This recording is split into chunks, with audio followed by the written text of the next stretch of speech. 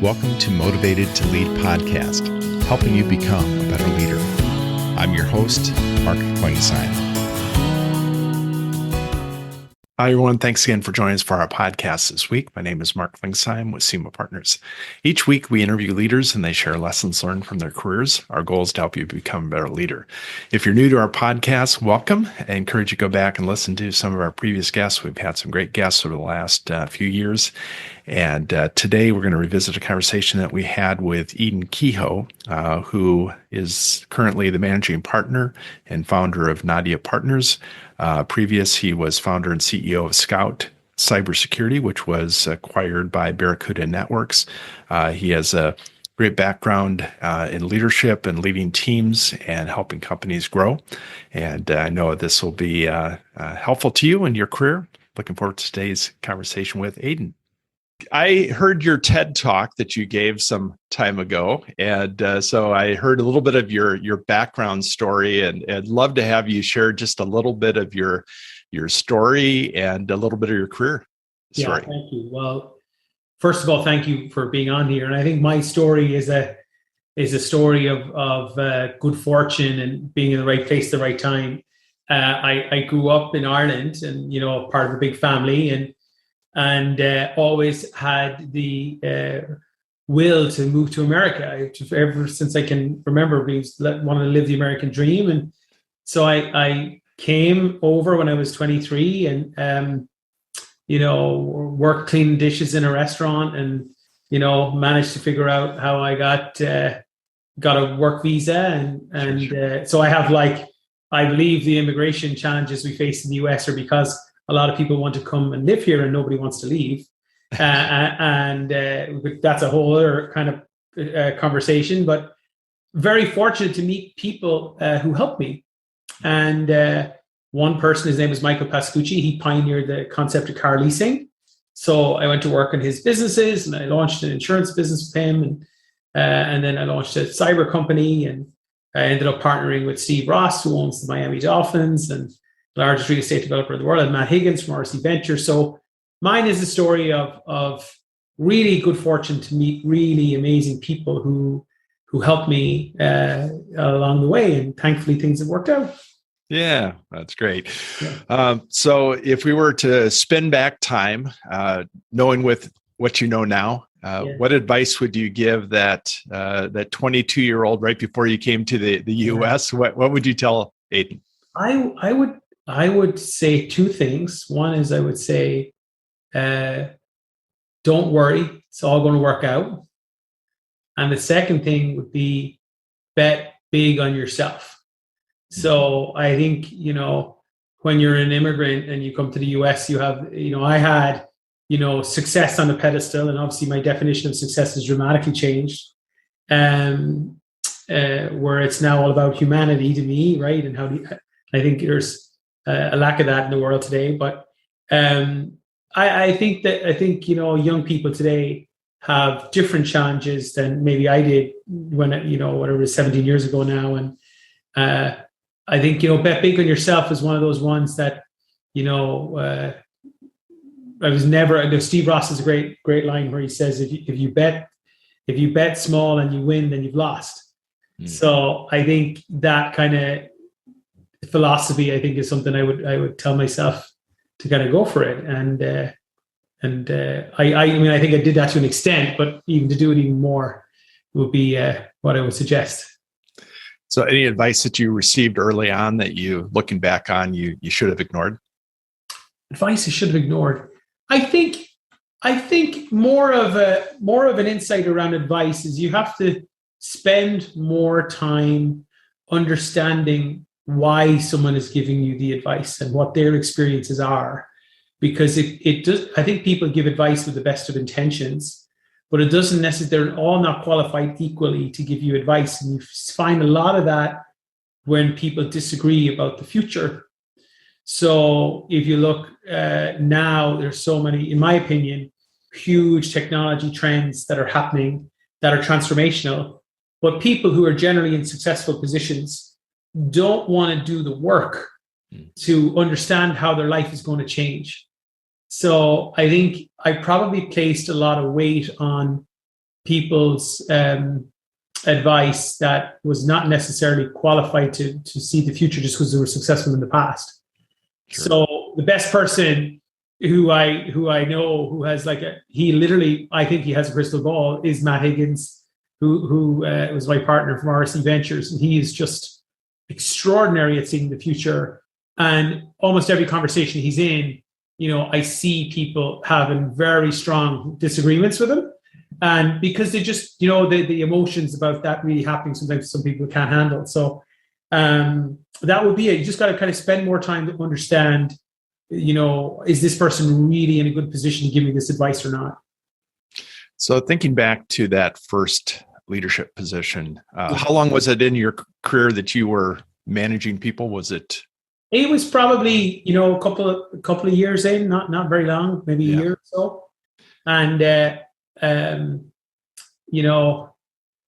I think looking back, I probably always ended up with a passion for leadership, and it's really more about serving than leading, right? So it's understanding what do people need, understanding what, sharing with people where we're going, sharing kind of how we're going to get there and how they're going to benefit too. I think the last piece, there's not a lot of time spent on that. I think if you really understand what people are trying to accomplish, every day they wake up and they want to be the hero of their own story, not the hero of yours. So you have to unlock what does their hero story look and feel like.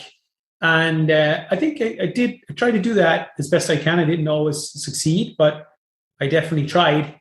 And that theme has kind of stayed with me even from the beginning.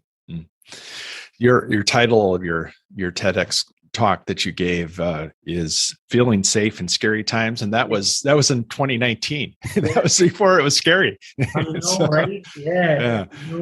Talk a little bit about just kind of the managing through the last few years, and just we want to jump into some of the trends in the technology side of things, and I'm sure that ties in with that. Yeah, I think going back to the title for a second. When you think of Maslow's hierarchy of needs and how it ties into leadership and people, unless that foundation is really strong around do people really feel safe, it doesn't matter what you want to try and do. You've got to make sure that's really strong. And there's different things for different people that locks that in. I didn't know.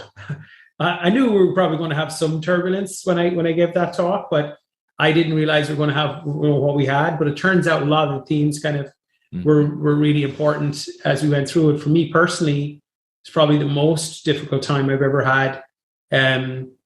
Because while we had a crisis, a humanitarian crisis, we had a global pandemic, we had a racial injustice crisis, we had stuff going on in my own family, and we were all affected at the same time. At the same time, cyber attacks skyrocketed through the roof, and we had clients, and so. Just from a pure bandwidth and capacity, I had never gone through anything like that. And we're in a security operational business, so it's not just pure software; it's a platform plus people. So I learned a lot. I learned about the resilience you can have. But the other thing, and I think we're starting to see this now in a post kind of pandemic world, there's attacks associated with every crisis. So you can be a physical tax, an emotional tax, a mental tax. And I think we're starting to see things play out now post-pandemic that are going to kind of continue for a long time, mental health being one.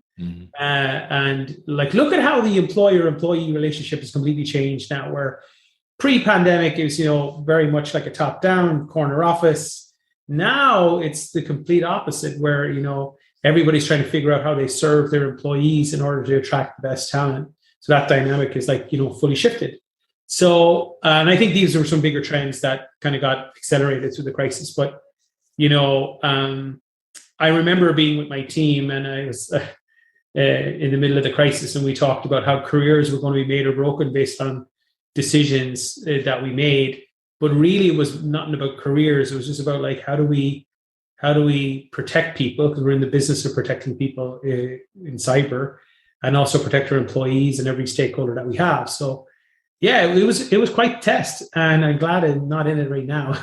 Yeah, sure. But it doesn't mean that certain things in the threat landscape have changed. But I do think we're gonna move into an ever learning environment now, where you always have to like push yourself to learn every day and learn more about what's coming and what's required, and the leaders who step up and do the work will soar, and the leaders that don't just won't. I think that gap's going to widen. So what advice would you give somebody, and a lot of our listeners are first time or new CEOs, and some people are naturally, they have a technical bent to it, and every company, technology is a huge part of their business. What would you say to somebody who's not doesn't understand technology, but is leading maybe others that are more technical? What advice would you give them? So I was a non-technical founder of a cyber business, and I know a little bit more today than I did when I started, but I think I was laser focused on the customer. So I think it's very difficult to go wrong if you really spend time understanding the customer pain and challenges, not what you think they are, but what they, kind of working together. And sometimes they don't know themselves. So going on that journey and really doing the discovery to understand what pain they are. And if you align with your customer to solve those pain points with your technology or your platform, it's very easy to have a great North Star. When you deviate away from that and you build things that you believe they need, but they don't know they need, it's much more challenging, right? Because oftentimes the market's not ready for it. So if you're a new CEO, I think being really clear on your customers, number one. Secondly, I think a lot of people underestimate the importance of having a strategy. So I think they think strategy maybe for bigger companies, and I think getting that clear. And the third thing that I see a lot of startups really struggle with is writing things down. So when you're small and you can communicate with like a handful of people, the in-person or the verbal or the small team, works really well. But I think it's very, very powerful to force yourself to write things down. And that's been something that, even though it might sound simple, it's actually quite hard to execute on. Sure. And it forces people to kind of own their position on things too. And it drives tremendous accountability if you're going to kind of memorialize it. And this is kind of the way we do things around here. And the last point then is around, how does your values drive decision-making, and making sure that, you stick to the things that are non-negotiable to you in terms of the values that support your culture. So that would be kind of the high points, I would say, that are important to get right. So one of the challenges for a new CEO is working with a board. It's always something, unless you've been a part of an executive team where you've worked with a board. Talk a little bit about that, your experience, and kind of how you would manage that as a new CEO. I mean, I had an incredible board. Like I had a board of directors and advisors that could be on public companies. So I was very fortunate. Steve Ross is a partner, so he's Forbes, billionaire, incredible person, entrepreneur. Matt Higgins, from Shark Tank, incredible person I mentioned already. I had Alex Weiss and Jay Leak from Clear Sky, the top kind of security investors, and I had Tyler Winkler, who was built SecureWorks, and I had Danielle Pemberton Hurd, who's one of the leaders in diversity-based recruiting in the country, and then Art Coviello, who built RSA, right? So it was quite it's a good team, quite the team, right? But I think the first thing on the board side is it's just as important to recruit board members as it is as your team. In some ways, more important, and they'll only come on board with you if they believe in the vision that you have, no different than employees, of the problem you're solving and how you're going to help in the world, and making it fun. Right. So there's a lot, like, it's not fun building these companies. There's a lot of the time, it's a lot of work. So making sure that they're having a good time, and one of the companies that they want to engage in, I think, is really important. There's a book that was recommended to me by a coach as well about, I'll have to think of the name, about, it's Great Companies Deserve Great Boards. So I'd recommend that for all kind of startup CEOs, because it goes through the different types of functioning boards that you have. You can, one that's a board itself can be in crisis if some of the investors are at odds with some of the other board members. Then you can have kind of high performance boards that are working very well together. And I would start off with a book like that to kind of get a sense for where you are, where your company stage is at, and you need different things. The second thing then is, understanding how the capital structure affects board dynamics. I mean, it's just true. And I think, listening to the painful lessons that you can get from people who know more than you. So, I had some very painful messages from my board, like regularly, but, we welcomed that rigor and it made us better, but it doesn't mean it was easy. And I think having the foresight and humility to understand that these people are trying to help you. So I probably didn't do a great job in the beginning of taking that feedback and as well as I could have, but I quickly learned that it was going to be in my interest and they don't need to stay. Like, great board members have lots of options. They don't need to stay with your company. They can go do other things. So sure. It's but if you can get them to buy in, it's like really, really powerful. So we did an exercise with Art Coviello that was amazing, where he put us through like our own strategic review every year of our market and of our, the economy, the IT economy, our market, the cyber market, and our approach. And the whole review drove our strategy and drove how we executed every day. And, it was hard work to get it all set up, but we ended up like being just so much better because of it. So, so kind of being, I think not being afraid to open up to the board members about what's really going on, because they can't really help you unless you're really honest. And, that's how I did it anyway. Maybe there's better ways, but that's what worked for me. Yeah, that's great. So talk a little bit about what trends you see kind of on the horizon in technology, and what should leaders be paying attention to? Yeah, I think let me talk a little bit first about, I think there's the consensus is getting missed a little bit at the moment. So I think this is just in some of my experiences talking to different people. I think people are presuming that a lot of the existence today of we've had some companies that have gone past $1 trillion market cap, and people can't fathom how a company can get that big. I think in 10 years, we're going to have many companies that are past $1 trillion market cap. And the reason for that is there's just some structural changes that are happening that are going to unleash innovation that we can't even perceive right now. And just to list a couple, artificial intelligence hasn't even begun in terms of a sector that I think is going to, 10x from where it is. So let's assume it has, a $2 trillion market cap today in terms of use case and applications. I think that could be 20 in 10 years. I think blockchain is going to fundamentally change how the world operates. And lots of use cases that sit on top of that, Bitcoin and crypto being probably the most current one. I think there's lots more. I think, cyber is going to change and continue to grow. Quantum computing, there's such an exciting time to be a graduate, by the way, and coming out of school. But I don't think necessarily that these are obvious to everybody yet, what the long-term effects are going to look like. And we haven't even gone into what's going to happen in autonomous vehicles, AR, VR, and I don't mean it in a buzzword way. I mean it there's some big shifts. So as big as the internet, right, was, and then there can maybe cloud computing, there's 10 of these things happening at the same time. And I think that's going to play out in a pretty massive way and lead to more of a global arms race around where these enterprises are going to sit, which will lead to geopolitical tensions are going to be kind of more acute, because if you can control some of this data, you can control, and these companies, you kind of control a lot more political power. So I think that's going to mesh a lot more than it has in the past too, which will be, means policy is going to matter, and how these kind of companies are governed and regulated is going to matter also. I don't know if that answers the question, but it's it's a super exciting time to be in technology. But I don't think people have quite grasped the speed that things are happening at yet. Right.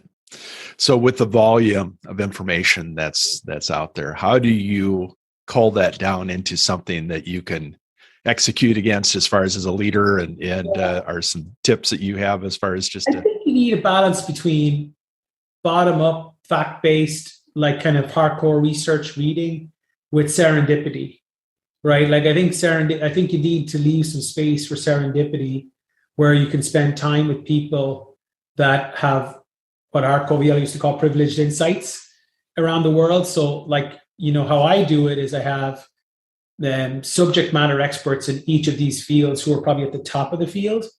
And I spend time with them to understand what they know and figure out like what's the first principles of each of these sectors. And for me personally, it's important that we can do things in a mutually beneficial way in society, that it helps everyone, right? So I'm passionate about that. And then, you got to do your own reading and your own homework to make sure you're not just riding off somebody else. Like nothing replaces doing the work. Sure. And I think we're living in, I was having a conversation with somebody this week about like their kids are going to college, and I have an opinion that it doesn't matter anymore where you go to college because you're going to have to learn something new every year. Like if you really want to stay pace with the new economy, sure, and like learning is going to change. So, nothing beats doing the work, and kind of participating in order to learn. So how do you do that when everyone's overscheduled, over-emailed, overworked? You got to make sure you're hiring great people. You got to make sure you're recruiting. Like people say you need great talent, but the truth is you need great talent before you can afford them. So they have to believe in the vision. That's why purpose is going to matter in work more and more and more as we move forward. So, the macro trends and down to the day-to-day and research are all very much intertwined, more than they have been where like if you were in one sector before, other things didn't affect you. Well, it's kind of, more mesh now than it is segregated. Talk a little bit about just kind of your philosophy around hiring talent. That's a huge part of what a leader needs to be focused on. But talk a little bit about your thoughts around that. Yeah, I think it changes. It's changed for me in the sense that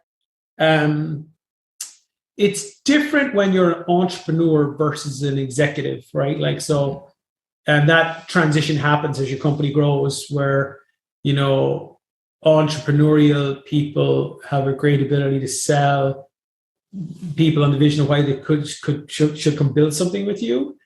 I think when you're an executive, it's more narrower and functional around, I got to get a person in to solve a particular, so you go from generalist to kind of functional specialist. I think the majority of people are not very good at hiring. I think, in my experience, I'm not talking about myself here, I'm saying my experience in general. I think there's certain people we found in the company who are very good at hiring, maybe not good at managing, and we people who are very good at managing, but not necessarily good at hiring. I think there's a presumption that a manager is a good person at hiring. It's very rare to get both that are excellent. That's very hard. So, for me, the vision was the most important thing to be able to articulate clearly, and how you were going to behave with the culture of the company was the biggest thing to get right in order to recruit the right people. The majority of people you want to get on board have lots of options. So in order to make you choose them, you got to connect to something personally, and that's vision and mission. So that was the secret for me anyway of what I focused on. And it's very easy to make that connection in security because you're protecting people every day. So not so much in other industries. But that was kind of what we focused on, and understood that it was a sale. We were just as much like, selling the candidate as for the ones you need, you should be selling, not buying, So we were kind of clear on that early on, and you can't outsource it, So as a founder and CEO, it's like all my mistakes came back to a hire I got wrong. And all the things that went well came back to a hire that we got right, and we were fortunate. So I think placing it at like, and having a process, really, really diligent about it. And people talk about, hire slow and fire fast and those things. I think it's like easier said than done. Like it depends on the stage of your business. It depends on your capitalization. Depends on your resources. It depends on where you're at in the journey. Because some people are in a crisis situation, they need different type of help than in a high growth situation where you've growing pains. And so making sure that the temperament of the person was right for the stage. Good. So you mentioned a book you recommended for on the board side of things. Any other books that you recommend to leaders that? Yeah, I mean, I have a whole list actually. It depends on for which things. I mean, I personally love biographies. So I like people's stories appeal to me. So I've read, Sam Walton's story. And I think if you're an entrepreneur, Bob Iger's book is really good about Disney. And I found that super fascinating. 0 to 1 with Peter Thiel I found that really interesting on the product side in particular. And I think having a broad range of reading is important, not just to read business books only. I think, if I was in a startup today, I would be actively reading on health and wellness. Like I would be gobbling that up because that's what your team is going to need. And you need to grow at a rate that's faster than the growth rate of your company in order to be available as a leader for them. So I think it depends on the situation. COVID was like, you're reading about wartime stuff. Sure. So I think making sure that you're not just kind of gravitating to reading what you'd like to read and force yourself kind of out of your comfort zone into things that you wouldn't typically, and you'll get some different insights that way. Good. Yeah, that's a great thought. So what you're in the technology field. I'm sure that are you naturally more of an analog as far as in processing things, or are you a digital guy? That's a great question. I think both. Both. Yeah. Like I like to read things, hard copy, but also read digitally. I do both. I think it depends. I try to focus on what's the best way to maximize the time. So and when I get the time so I think it depends. I'm very ruthless about calendar, and I wasn't for a long time.